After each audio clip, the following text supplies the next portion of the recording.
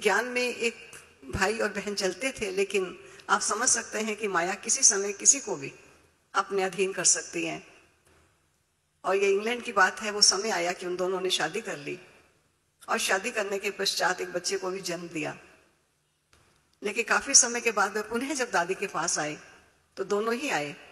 तब दादी ने कहा कि अपने बच्चे को क्यों नहीं लाई, मुझे पता चला है आपका बेटा भी है। तो दोनों ही रोने लग गए। दादी ने कहा क्यों, क्या बात है, रो क्यों रहे हो? तब उन्होंने कहा दादी, बच्चा जन्मांधा है, जन्म से ही अंधा हुआ। कर्म हमने बुरे किए, लेकिन बुरे कर्मों का परिणाम शायद हमारे बालक को भोगना पड़ा। दादी ने कहा ऐसा कभी नहीं हो सकता, हर एक अपने कर्मों का दंड और कर्मों का फल प्राप्त करता है। लेकिन दूसरे ही दिन दादी के कहने पर वो अपने बेटे को लेकर वहां पहुंचे। तो दादी उस दिन सतगुरुवार का दिन होने के नाते दादी सबको जल पिला रही थी। तो बच्चे को भी मां लाई और दादी ने उसके मुख में जल डाला। बच्चे को अवश्य जल स्वादिष्ट लगा।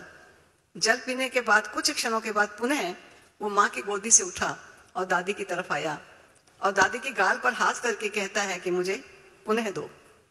तो दादी ने उसको दोबारा उसके मुख में जल डाला और पीकर फिर वो मां के पास गया।